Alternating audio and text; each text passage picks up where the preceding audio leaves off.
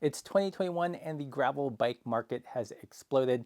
And instead of just having one type of particular gravel bike, there is now a spectrum of them. In Jan Hein's book, The All-Road Bike Revolution, he posits that there are basically two kinds. And I found this in my own bike reviewing as well. There are some gravel bikes that more resemble road bikes and cyclocross bikes, and other gravel bikes which are more like mountain bikes and are sometimes referred to as monster cross bikes. But if only I had one and we could really do a deep nerd out on this monster cross bike. Well, what do you know? It's a Kona Sutra ULTD, which also so happens to be a perfect example of a mountain bike inspired monster cross style gravel bike. And that's what we're going to talk about in today's video. Welcome back, Pathless Peddlers, and if you're new to the channel, we are the home of non-competitive cycling on the YouTubes. So if you're into riding party pace, amazing. And living that supple life, yeah, found your people, hit that subscribe button. Originally, I was going to do this as another bike unboxing video, but it already came unboxed. Kona sent this bike over to the fine folks at Missoula Bike Work, so all I had to do was pick it up and not deal with all the packaging, so thank you, Missoula Bike Work. And again, I do want to emphasize that this is not a review. We're still many weeks out before we can ride the roads and the trails out here. But instead of just having this bike languish in the garage, I thought I would at least talk about it, use it as an example to talk about mountain bike and of the gravel bike spectrum, if that makes sense. If you guys do want to watch a review of this bike, I encourage you to check out the review done by our friend over at Rad Bike Adventure. It looks like Darren took this bike on an overnighter and she'll give you her impressions on what she thinks about it so far. I, on the other hand, am limited to a very nerdy on the bike stand review because winter.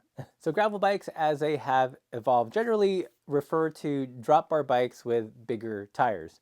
Some will say they're just road bikes with big tires. Others will say that they're just mountain bikes with drop bars. Both those perspectives are a little bit of an oversimplification, but there is a grain of truth in both those statements. In my previous unboxing video, we took a look at the Jamis Renegade, so check that out if you missed it. And that definitely falls into the cross-inspired, road-inspired end of the gravel bike spectrum. But this bad boy or girl from Kona definitely does not. This has more of a bike DNA. And one big tip off is the tires. This is some pretty fat meats here. The bike comes stock with these Recon race tires by Maxxis, and they are 700C by 2.25 inches.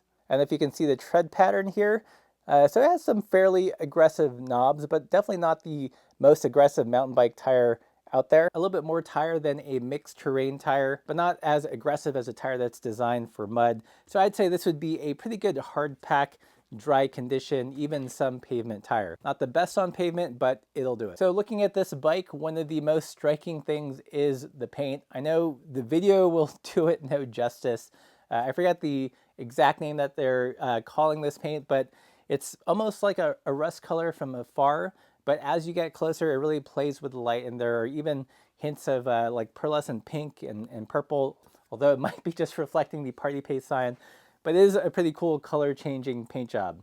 Beyond just the paint, so this bike in particular is a 50 centimeter, again, I'm a little bit on the shorter side, so this should fit me relatively well. You'll notice here it's got a tapered head tube, so that definitely adds a lot more stiffness and planted steering feeling in the front, and it's got a big honkin' unicrown fork.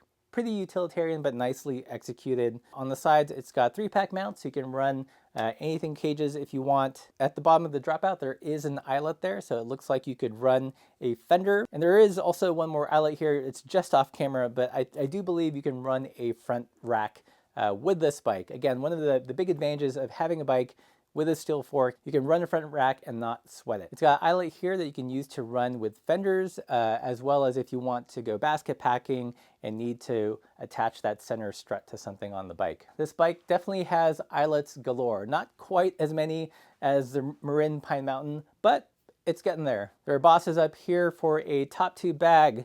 There are 2 bolts here, 2 bolts here, 2 here, and 2 here. I think this is with the intent that if you had a custom frame bag made, you can have it direct mount. So these mounts here, you're probably going to generally use for a water bottle cage. I do sort of wish that they made this a 3-pack bolt pattern, just so you could run your water bottle a little bit lower and have a half frame bag. But that's just me. I mean, I can see where it would be overwhelming the bike with too many adventure nipples. So I'm going to get a little bit more organized here, and let's move from front to back. One thing that you'll notice are these really wide handlebars, which I actually prefer. The controls are SRAM rival, these are hydraulic, and the whole drivetrain is one by.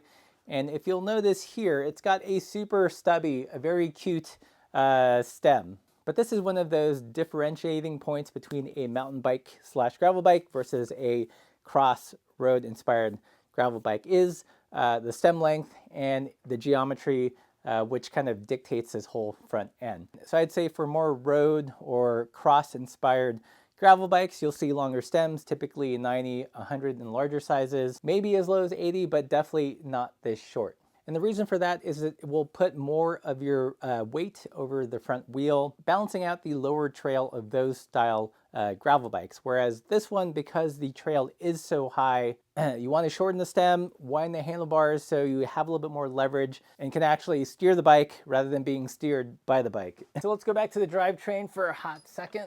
Let's see if I can get this high enough. Crank is an NX crank with a bash guard, and I believe it's 36 teeth.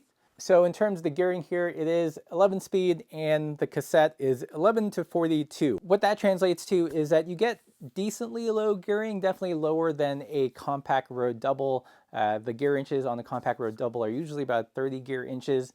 On this one, I ran the numbers and it comes out to about 24 gear inches. So I think fairly good for a gravel bike if you're doing events and aren't super loaded or aren't riding in like truly hilly country. But I think if you take this into the mountains and we'll be doing multiple passes, you will want lower gearing, something like a true mullet setup.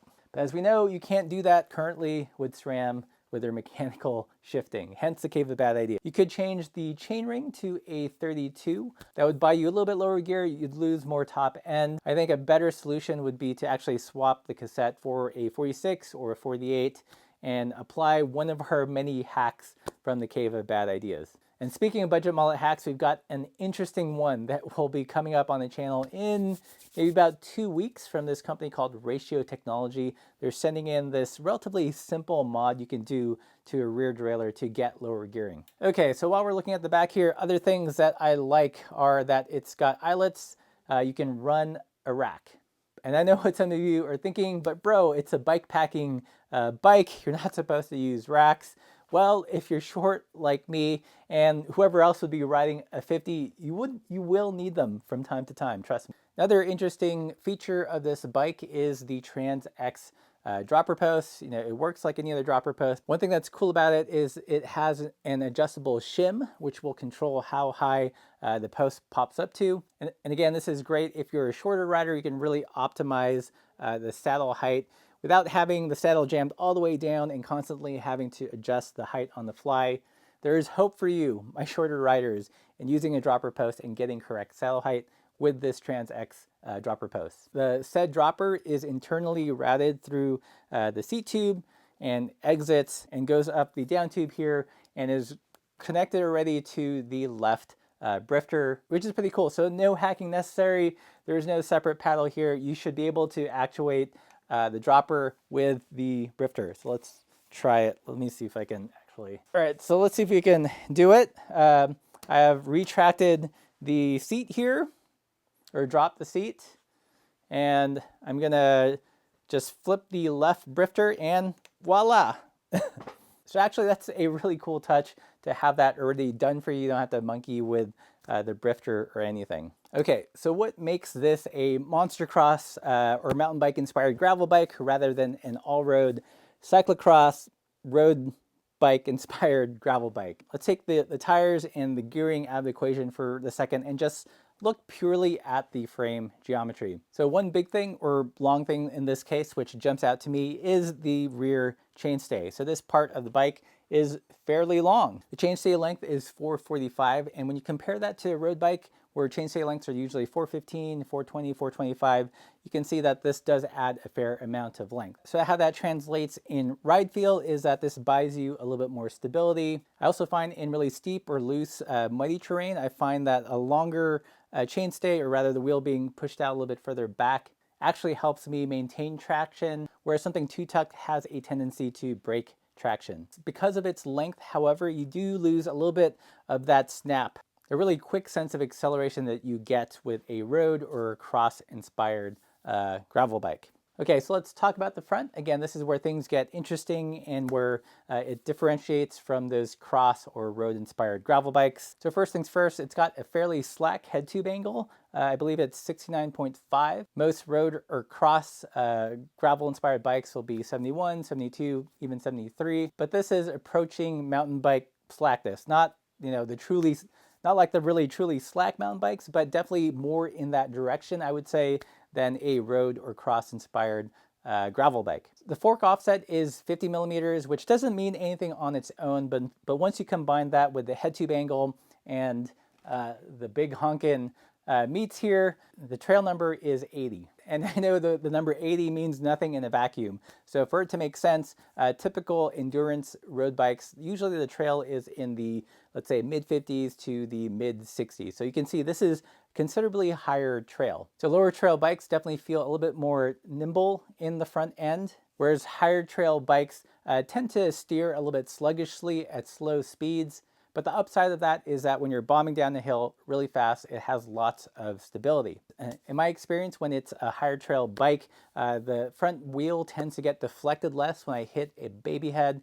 It'll just keep on plowing through. So stability sounds great and everything, but you do have to turn the bike on occasion. And one solution to that, especially with this new crop of mountain bike inspired gravel bikes, is they are adopting the language of the mountain bike on the front end. So shorter stem, wider handlebars. This gives you more control when you're bombing down rocky descents, but it also gives you more leverage to help you overcome the higher trail, the higher wheel flop, and also the pneumatic trail that you get with a wider tire. So let's imagine for a second that we had this high trail number and we were running these big fat meets, but we were using a typical road bike setup. So that would be, let's say, a 90 millimeter stem, and narrower handlebars that would put your front weight over here, a little bit more leaned over the bike, and not as much leverage because you're probably running, a 42, 44 centimeter wide handlebar. A bike set up in that configuration would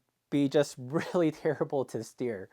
It would kind of feel like you were aiming a boat rather than steering a bike, just because you have, for lack of better terms, all this stability to overcome and not enough leverage to do it. So to balance the fat meets, the wider tire, the pneumatic trail, the gyroscopic effect of such a large wheel, and the higher trail in the front, you need to take some weight off the front, so hence shortening the stem, and you also need a bigger lever to basically steer and maneuver the bike. Again, probably an oversimplification, but how I have come to understand it from my reading, but also from testing over 80 bicycles at this point. So generally speaking, that is why you'll see gravel bikes when they're more adventure oriented, more with a mountain bike DNA, why they have a tendency to have shorter stems and wider handlebars. It's not just for looks, but it also affects handling. If you look at the newer crop of salsa cutthroats, they do the same thing. And also the Poseidon Redwood does a very similar thing. Okay, so who knew I could talk so much about a bike that I've not ridden yet?